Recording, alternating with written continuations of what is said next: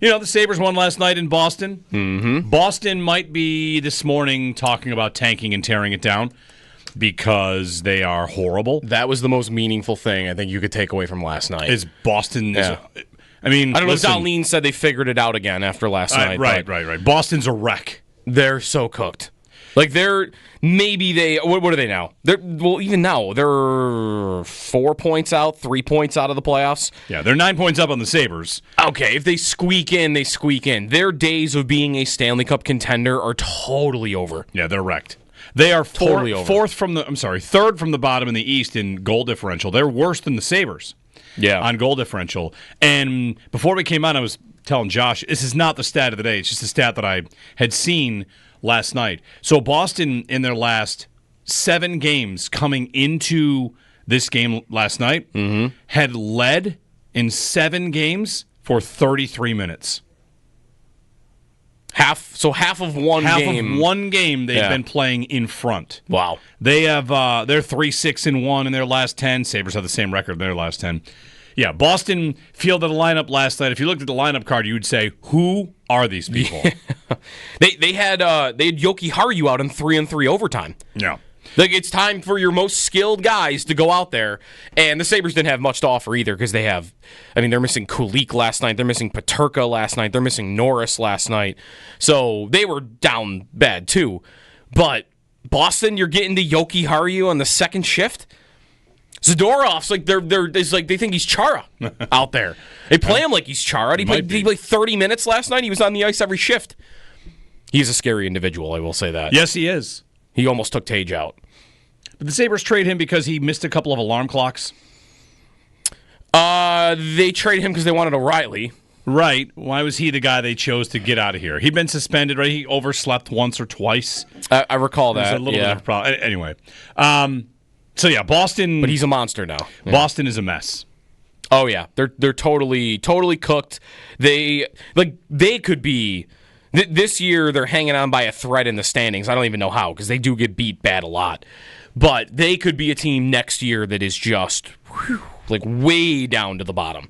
They could actually, really could. We just said this in passing that they're going to get Eichel in 2 years, right? They're going to get Eichel. Yes. If they're one of the 5 worst teams in the league next year, then maybe Eichel goes, I've done that before. I'm a little scared of that. You finished 27th this year? Maybe I don't come home. I'm just saying, they could play themselves out of the Eichel sweepstakes if they're horrible. The roster's got nothing to build off of. How long would you expect, this is not intended to be a shot at the Sabres, how long would you expect Boston to be horrible? 2 years? Nobody in the NHL is horrible for that long, right? Usually. The Blackhawks are kind of going through it now. What's the average amount of time a team takes to get out of the bottom? It's probably 3 years? Yeah, 2.5, 3 years. Not to be a cup contender, but just to be, hey, we can play again. And Boston, have we not thought they were going to go through this 6 times in the last 10 years? Oh, I've been wrong every time. And now it's finally happening. They are bad. Hey, good for the Sabres. They got a win, an overtime win. And I saw 12 points out. 10-game win streak, Operation 10 straight? No, it needs to be 18 straight. They need to run the table. Win the rest? They need to run the table. Yeah. And if they run the table, they'll finish with 92 points, which would be... the current pace I think I saw yesterday was 88. It's 95. Oh, it's 95? The current pace is 95. Oh, whoops. Yep. So they would have to run the table, and that wouldn't be enough. All right. So if they won 18 in a row to finish the season, it would not be enough to meet the current pace. But, hey, whatever. It is what it is. Last night you had... I'd say a spirited hockey game, right? The overtime was nuts. Overtime was nuts. Some fisticuffs, some defending of a teammate that got hit. The hit from Zadorov on Tage. Yeah. It's a weird hit. It was late. It was super late. There was nothing really dirty about the hit itself, but it was late, and that was why Tage wasn't looking, because it's 1 Mississippi, 2 Mississippi. Okay, you're looking 7 over Mississippi. You're not right. You're not expecting a hit to come that far after the pass, so he's not looking, and then he gets blasted by, again, this monster on the blue line. Greenway stepping right in. Again, I don't think the Sabre standing up for teammate thing is a team problem. I think it's a Samuelson power problem. Right. That's another example of that last night. That's probably right. He steps right in, He does it. It ended the game. Nothing crazy, but I don't remember which. Again, the Bruins have a bunch of no names at this point. You can't even keep track. Lauko, maybe? Kastelik? It's a bunch of guys. Which one was it? Kastelik, maybe, slides the puck towards Luukkonen as after the puck or the whistle goes for the final buzzer. And what does Tage do? Tage comes the full length. He has to get right in his face. Yeah, Tage does that stuff. It's just the two defensemen that we have to worry about for that. There's Greenway stepping right in and fighting one of the toughest dudes in the league. Does the job. Not bad. Good for him. UPL made a couple of nice saves along the way, kind of kept them in it. Yeah. I saw, so that was UP. How many games do you think he's played for them? UPL? Yeah. I mean, they're 60. How does it feel like? They're 66 games in. He has played 50. Yeah. Is it 50? For his career, though. Oh, sorry. 150. That was exactly his 150th game last night, which is more than any Sabre goalie in the drought. Wow. He's played the most. More than Miller, more than Leonard, more than Miller in that time period. More than Ullmark and Roth. Number one in games played. Want to know where he ranks in save percentage? 7th. 18th. Yeah. Well, I mean, he played well last night. Not the day to make this point, but like 150th game for the Sabres, and definitively in the last 14 years, over the course of those 150 games, he's been one of the worst Sabre goalies. Far worse than all the other guys that were like planned starters. Like way below, like just using save percentage, which is not perfect at all. There's a lot of context missing. He's at an 899 for his career, so he's sub 900. And where was Leonard? No one liked Leonard, right? He was like good. 916. Yeah, he's pretty good. Where was Ullmark? 912. Where was Miller? 918. Where was Enroth? 910. Like, these were the guys that were the planned starters for a time. All did reasonably well, and then whoop, down at the bottom there's Luukkonen. Below Carter Hutton and Tokarski. So, but he did do well last night. We'll have to get Owen here about what the hell happened on that breakaway, but I'd like to talk about Samuelsson on the breakaway myself. But Samuelsson on the breakaway. We've got plenty. They won. Yeah, they won. The question I think you would ask about the Sabres moving forward is I woke up today, or maybe even went to bed last night, thinking about the chat, the bullpen. Because there are a couple individuals in there that if the Sabres win a game, they really think it's turning around. Like they've won 2 in a row after very recently having a 6-game skid. They are still very much at the bottom of the standings. They're not going anywhere. And winning games at the end of the season, finishing strong, having bright spots, that's not anything new. I'm thinking back to multiple times that happened. The one time it happened and it was maybe an indication of something being real was when Granato took over. When Granato took over for Kruger, they started to look better. They looked better immediately. And they finished better. And then immediately they were, the next season, better. They really were. So, they can beat 2 teams, by the way, in a shootout and overtime and claim that they have figured out something or the answers. But it gets tougher and tougher to believe each and every year. You don't want to be the person that's kind of falling for something fake. I don't necessarily see anything in their game the last month that indicates they're figuring it out. The one thing that has changed is when a guy gets hit, now they are responding. I mean, Greenway, Krebs, guys like that. That's happening. That's, again, supposed to be like writing your name on your test. That's supposed to be a baseline thing. So I'm not trying to take anything away. It's just there have been plenty of times where there have been signs of life, and then you get to the offseason, and the GM doesn't really do anything about it. Doesn't add to it. When they're going through hell, they don't do something to get out of it. They kind of wait for it to turn around and get back to this, right? Yep. Hey, we don't look as bad as losing 13 in a row. We're still at the absolute bottom. And if we ran the table for a month, we would miss the playoffs. So it's kind of tough to try to convince me, oh, look, it's different now. You won in overtime on a power play. Right. And the day before you won on a shootout. You have 21 regulation wins. You know how many teams in the NHL have fewer than that? 4. Yeah. It's not a lie. Yeah. They kind of are who they are. How could they turn things? Wasn't Lindy? The idea was Lindy was going to be the difference to turn things. Yeah. To make them a little bit better, to make them a little bit more accountable. And they, of course, went down further. So I don't know. They've got to do stuff in the offseason. They've got to figure it out. Who knows if they ultimately will. I don't think it's fun being any sort of wet blanket. I just think if you really try, like some do in the bullpen in the chat, to pump the tires on a second consecutive win on March 18th to get 16 points out of what it just I don't know how you do that. If you can do that, congratulations. When I go to a game, if they win, I feel good, but the idea of actually contending, there are teams that are doing it, and there are teams that like Ottawa and Columbus doing it. They've all been in the spot the Sabres have been, and the Sabres have just almost never been in that spot that those teams are in now. Yeah, Ottawa's won 6 in a row, and they're like 6 points up on a playoff spot. I did. You gotta you could pick your spots that are meaningful, right? I'm not doing this for the whole team overall because I don't think there is enough.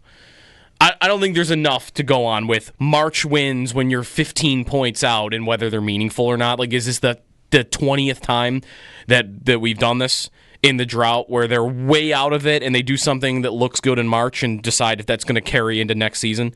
But like individuals, like I feel like they found something in McLeod. He's nice. He's a good. I mean, last night he's out there again, kind of by circumstance because they're missing a lot of their skilled guys. But he's out there on the power play and he looks pretty good. Power play overall doesn't still look good though. They scored on it, but yeah. I don't know. But like, sure, pick up on a couple of individuals. I like what McLeod shows right now. Tage has looked deformed. Dahlin's amazing still. So you've got certain individuals, but the whole team overall, no, nothing. The team shouldn't look the same when the games matter next. The beginning of next year, the team shouldn't look the same. And how different will it look? That's a good question. How many spots are available for it to look different? I don't know. We talked about this yesterday. Should we expect a Peterka trade in the offseason? That would be one spot of your top 6. That's different. I don't know if Byram is still here, so maybe there's 2 important changeouts. No. If I'm being generous, there'll be 2. Because that'd be a lot for them. There usually isn't. There's usually like one. Last year, it's just the McLeod move, basically. Right. And you wonder Zucker. if what they will do is kind of chase more Zucker-like moves. Which, by the way, they used to avoid like the plague. We don't want old guys. That guy's too old for us. Doesn't fit our timeline. Now they've added Zucker and Greenway to a point like, hey, regular, honest NHL vets that can play the game, and they've got some good results for those. So maybe they look for a little bit more of that on the blue line and just some more, pardon the term, but men. How about last night? They've been so hesitant over the years to add guys like that, right? And the 3 ads that they have on the roster are kind of at the front of the line yesterday. Like, again, there's injuries, but McLeod, Greenway, and Zucker, right? They're all pretty much reaching expectation. Aren't most people happy with the job that those 3 have done all year long? And what were they 3? What do those 3 have in common? Those are the 3 ads.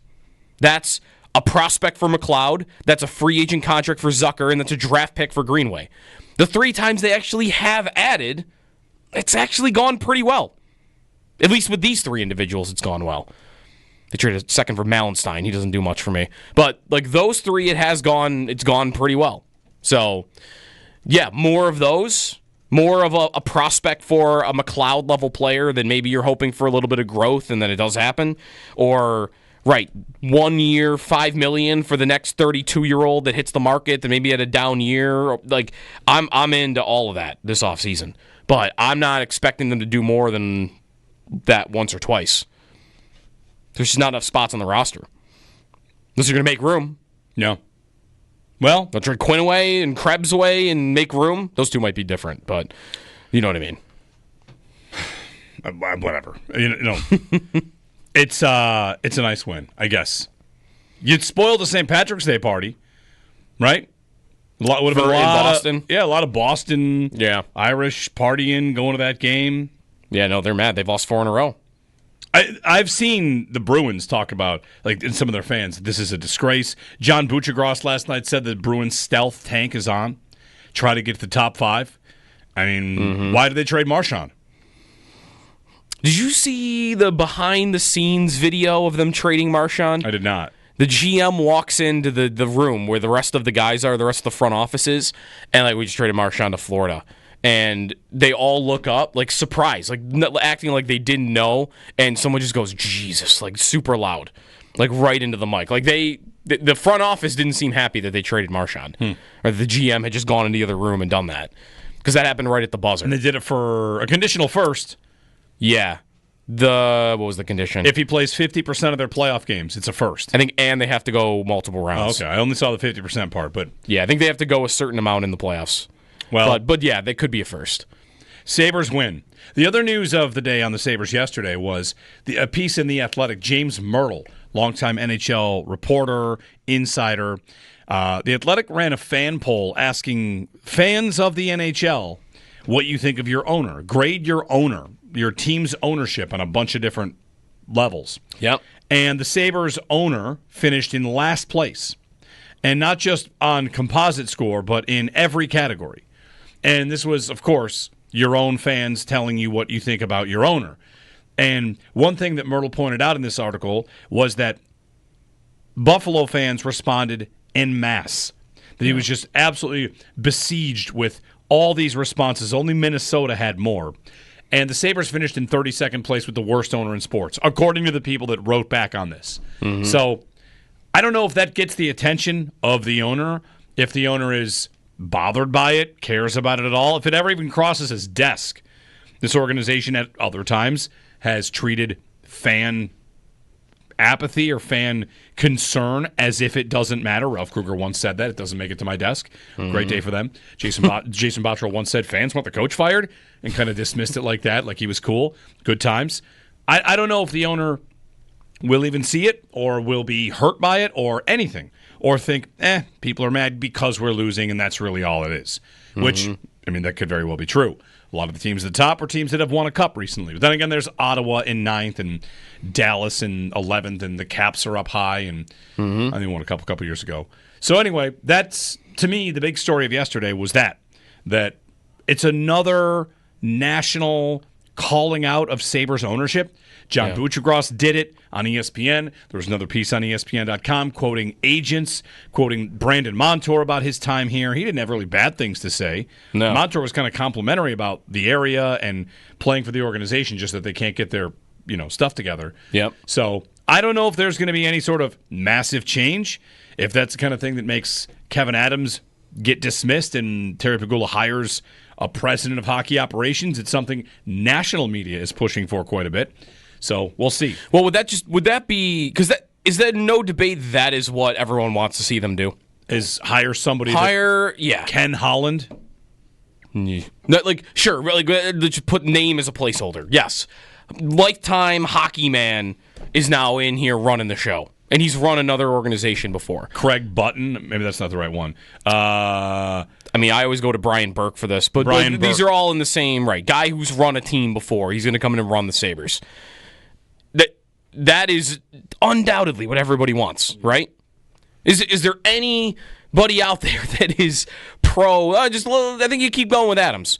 I actually think that one piece, the ESPN that you just referenced, the one thing I disagreed with in there was Montour saying that they make changes too often. Right. Like, to me, there have been plenty of times where they were way too slow to make changes, not too quick to do it. So there was that. But I don't know if anyone believes that they're actually going to do it. But I do want to leave optimism open for he might, because what would the signs be? What would the signs be that the GM's about to get fired? Because we don't hear the owner talk. We don't really that never happens. We don't get indicators from that. And Adams is the only one that speaks. You're not going to get anything from listening to the coach. Like, I guess maybe you would see reports or something out there. The last two times they did fire a GM, it came as a shock. Both times. When they fired Botterill, yes, so they just given a vote of confidence. Botterill, they just said, we know more than the fans do, and then they fired him soon after. And Murray, no one was expecting Murray. Murray they were going to have a meeting, and there was, my super secret Sabres source said to me, there's a feeling of a day of reckoning, and we thought Bilesma might get fired, and then next thing we know, boom, they're both gone. Yeah. So it's been a shock both of the last two times. So that's what I mean. I don't know what it would look like before Adams gets fired. The months leading into him being gone, what does it look like? It might look like this. Yeah. It might look like this. It might just come down to, the story of Pegula having dinner with Pat LaFontaine and saying, like, you should run my team for me. And then they fired Darcy. It might come down to that. Who's Terry having dinner with? If it's somebody in hockey that he's got to make that leap from, okay, we're going to move off Adams and I'm going to start exploring other ideas that aren't just my assistant that's already in the building. But that's what I would be curious of. Like, is he having dinner with anybody? Ken Holland? Brian Burke? Some former Ryan Miller? One of these former players? To think, like, I saw a picture of Miller with Josh Allen on the golf course, and my thought was, does Ryan Miller want the GM job? He announced his catwalk is back. All right, yesterday good. He announced that. So he'll be back in town soon. He's around a lot. So I don't know. That would just be my thought is I don't want to assume Adams is back because I don't know what it would look like before he got fired. Yeah. Quickly before the first break, Josh in Newfoundland. Hey, Josh, good morning. Hey, guys, good morning. I was just about to brush my teeth, but I'm going to stop right there. All right. Listen, I understand the frustration, guys. I understand the frustration. I get it. We don't have a talent issue here on the Sabres. We do not have this is not a talent issue. Maybe Adams was thinking that our young studs can make an impact and be as good as they were in the previous years. But listen, we rushed these guys.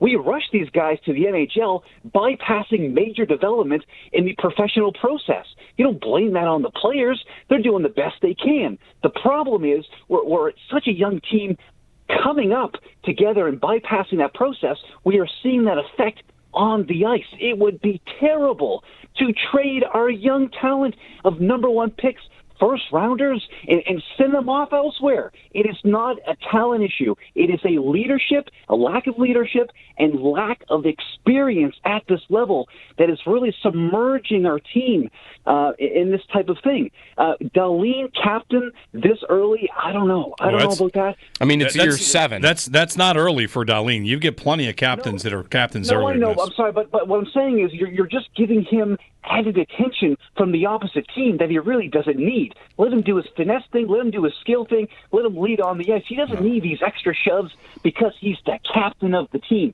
That's what I'm saying. I mean, of all the things, he can handle that. Dahlin can handle himself. But why should he? Why shouldn't he? That's not his game. Let's someone definitely else is. With the muscle and some toughness. He is muscle and toughness. Greenway. Yeah, I don't know what you're doing with Dahlin. I mean, Dahlin is absolutely. Thanks, Josh. Of all the things, we're going to get to a break. Yeah. Dahlin can handle himself. Dahlin, I'm flabbergasted by that. Doesn't need that. Can anybody handle anything? Hand it to Greenway? Sorry. I don't know. And they're young? Okay. I don't know. I'm at a loss. I don't know what to say. I don't know what to say. Do you? Is anybody? I don't know what to say. You're 14. Yeah, it's year 14. It is definitely a talent issue. It's definitely a talent issue. They have some top-tier talent. And other than that, it's definitely... They have a couple. Yeah. Yeah, they have a couple at the top. It's definitely some talent issue. I mean, they go to their offseason and they want to build a fourth line. And they can score. Yep. Well, the talent issue is they relied on young guys like Quinn and Cousins to take steps, and then it didn't happen.